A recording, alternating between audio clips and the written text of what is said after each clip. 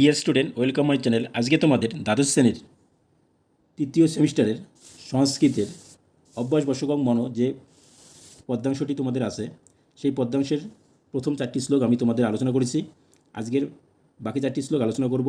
ঠিক আছে, এই পর্যন্ত তোমরা যারা এখনও প্রথম ভিডিওটি দেখোনি, প্রথম 4টি শ্লোক দেখে নেবে। আমি এখানে লিঙ্ক দিয়ে দেবো ডেসক্রিপশন বক্সে, তোমরা দেখে নিও। ঠিক আছে, তাহলে দেখো প্রথম আজকে 5 নম্বর শ্লোকটি। ক্রোধাৎ ভবতি সংমোহ সংমোহাৎ স্মৃতিবিভ্রমঃ স্মৃতিভংসাৎ বুদ্ধিনাশাৎ প্রণশ্যতি।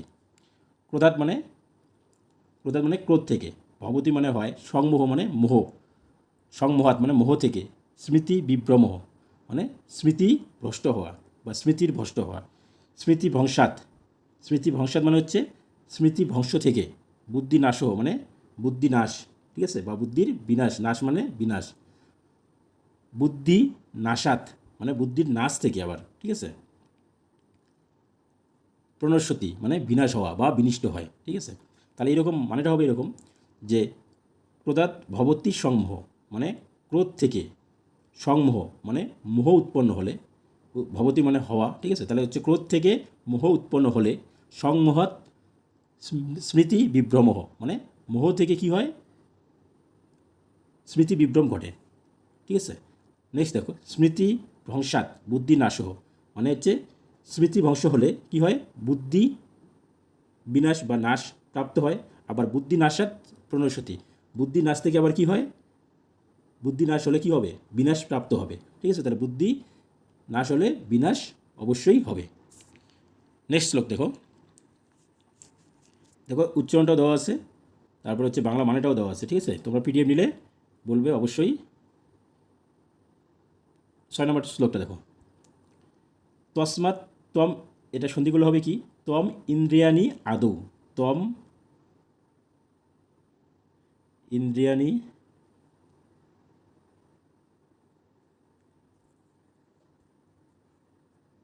ঠিক আছে, আদৌ সন্ধি করলে তাই হবে, ত্বম ইন্দ্রিয়াণি আদৌ। ঠিক আছে, এবার দেখো, নিয়ম্য ভরতর্ষভ প্রাপমানং প্রজহি, এই যে আবার এই জায়গায় হয় জপলা একার আছে না, এটা সন্ধিগুলো হবে হয় রশ্মি যোগ এনম বা এনম। ঠিক আছে, জ্ঞান বিজ্ঞান নাশনম, জ্ঞান বিজ্ঞান নাশনম। তারপরে দেখো তাহলে প্রত্যেকটা ওয়ার্ডের মানে তসমাৎ হচ্ছে সেই কারণে বা সেই থেকে, তম ইন্দ্রিয়ানি, তম মানে তুমি, এই তুমিটা হচ্ছে অর্জুনকে বোঝাচ্ছে। ইন্দ্রিয়ানি মানে ইন্দ্রিয়র যে বিষয়গুলো আছে বা ইন্দ্রিয় সমূহকে বোঝাচ্ছে, এখানে চক্ষু কোনো নাসিকা যেটা আছে সেটার কথা বলা হচ্ছে। ঠিক আছে, নিয়ম্য মানে নিয়ন্ত্রণ করে, ভরতর্ষভ মানে ভরতকুল প্রধান মানে ভরতকুল শ্রেষ্ঠ বা ভরত শ্রেষ্ঠকে বোঝাচ্ছে। ঠিক আছে, প্রাপমানং হচ্ছে পাপস্বরূপ, প্রাপমানং মানে পাপস্বরূপ। এই যে প্রজহি আছে না, আবার এই প্রজহি, এটার মানে হচ্ছে পরিত্যাগ করা।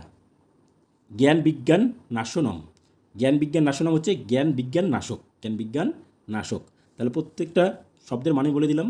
এখন বঙ্গানুবাদটা কী হবে, তসমাৎ মানে সেই কারণেই, ঠিক আছে, বা সেই জন্যই, ভরতর্ষভ মানে হে ভরতকুল শ্রেষ্ঠ, তম মানে তুমি, মানে অর্জুনকে বলছে তুমি, ইন্দ্রিয়াদি, ঠিক আছে, তুমি কি করবে, প্রথমে ইন্দ্রিয়াদিকে নিয়ন্ত্রণ করে, নিয়ম্য মানে নিয়ন্ত্রণ করে, তাহলে তুমি প্রথমে ইন্দ্রিয়াদিকে নিয়ন্ত্রণ করে জ্ঞান বিজ্ঞান নাশক যেটা আছে, ঠিক আছে, এই কামকে কী করবে, পরিহার করবে, এই কামকে পরিহার করবে, জ্ঞান বিজ্ঞান নাশক, ঠিক আছে, এই কামকে কী করবে, পরিহার করবে।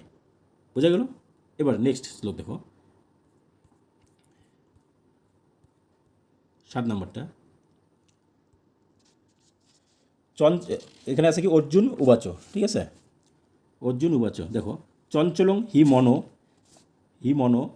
মনঃ কৃষ্ণ প্রমাথি বলবৎ দৃঢ়ম তস্যাহং বা তস্যযোগ অহং নিগ্রহং মন্যে বায়োযোগ ইব হবে সন্ধি করলে সুদুষ্করম।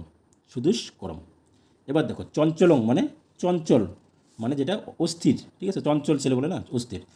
হি মানে কি, যেহেতু, মন মানে মন, কৃষ্ণ ভগবান কৃষ্ণের কথা বলা হচ্ছে এখানে।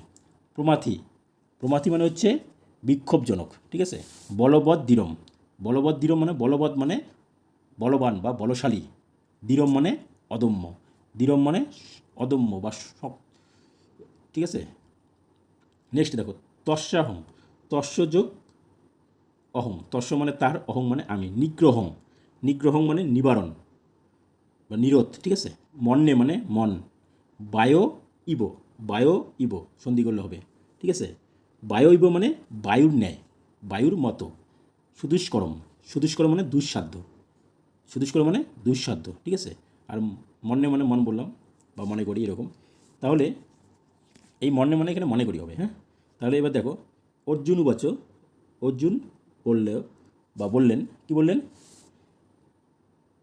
কৃষ্ণ আছে না, হে কৃষ্ণ এরকম হবে বাংলা মানে এটা যখন বঙ্গানুবাদ বলবে, হে কৃষ্ণ। তাহলে কি চঞ্চলং হি মন, মন কি থাকে সবসময় বা স্বাভাবিক থাকে, কি চঞ্চল, মন স্বাভাবিক চঞ্চল থাকে। প্রমাতি বলবৎ দৃঢ়ম, ঠিক আছে। তার মানে দেহেন্দ্রীয়, দেহের যে ইন্দ্রিয়গুলো আছে সেই দেহেন্দ্রীয় মথনকারী, বলবান এবং দৃঢ়, ঠিক আছে।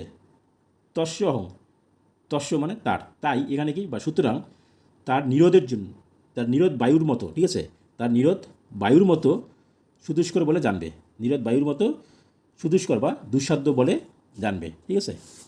পরের শ্লোকটা দেখো 8 নম্বরটা, এটাই লাস্ট। কি আছে, অসংশয়ং, অসংশয়ং শ্রী ভগবান উবাচ আছে, হ্যাঁ। অসংশয়ং মহাবাহ, মহাবাহ মন দুর্নিগ্রহং চলম, অভ্যাসেন তু কন্তেয় বৈরাগ্যেন চ গৃহ্যতে। অসংশয়ং মানে অবশ্যই, মহাবাহ মানে হে মহাবীর এরকম, মন মানে মন, দুর্নিগ্রহং, দুর্নিগ্রহ মানে অদম্য বা দুর্নিগ্রহ বলা চলে, চলম মানে চঞ্চল, ঠিক আছে। অভ্যাসীন মানে এই অভ্যাসীন মানে অনুশীলন দ্বারা, অভ্যাসের দ্বারা ভালো বলে না, অনুশীলন দ্বারা। তু মানে কিন্তু, কন্তীয় মানে কুন্তির পুত্র, কন্তীয় মানে কুন্তির পুত্র। তারপরে দেখো বৈরাগ্যন মানে বৈরাগ্যের দ্বারা, বৈরাগ্যন মানে বৈরাগ্যের দ্বারা। চ মানে এবং, গৃহ্যতে মানে নিরোধ করা যায়, গৃহ্যতে মানে নিরোধ করা যায়। তাহলে মানেটা এরকম হবে, শ্রী ভগবান উবাচ, ভগবান শ্রী ভগবান বললেন, মহাবাহ মানে হে মহাবাহ বা মহাবীর, হে মহাবীর। দুর্নিগ্রহং আর চলম মানে চঞ্চল, ঠিক আছে। চঞ্চল ও দুর্নিগ্রহ মনের বিষয়ে, মনও আছে, মনের বিষয়ে কোনো সংশয় নেই, ঠিক আছে। চঞ্চল আর দুর্নিগ্রহ মনের বিষয়ে কোনো সংশয় নেই। কিন্তু কি, তু মানে কিন্তু, কিন্তু হে কন্তেয় মানে কুন্তি পুত্র, ঠিক আছে।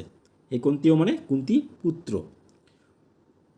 অভ্যাসীন মানে অভ্যাস এবং বৈরাগ্য মানে বৈরাগ্যের দ্বারা, ঠিক আছে। অভ্যাসীন এটাও তৃতীয়া, এটাও তৃতীয়া, ঠিক আছে, ওই জন্য দ্বারা দিয়ে বোঝায়, ঠিক আছে। অভ্যাস ও বৈরাগ্য দ্বারা বা বৈরাগ্যের দ্বারা চ গির্জতে, গির্জতে মানে কি বললাম, নিরোধ করা যায়, ঠিক আছে। তাহলে তাকে নিরোধ করা যায়। হে কুন্তীয়, ঠিক আছে, হে কুন্তীয় মানে কুন্তির পুত্র, অভ্যাস এবং বৈরাগ্যের দ্বারা কী করা যায়, তাকে নিরোধ করা যায়। এই হচ্ছে শ্লোকগুলোর মানে, ঠিক আছে। তোমরা যদি এই পিডিএফটা নিতে চাও, এর আগেও বলেছি, ঠিক আছে, প্রথম ভিডিওটা দেখে নিবে কি বলেছি, ঠিক আছে। বাই।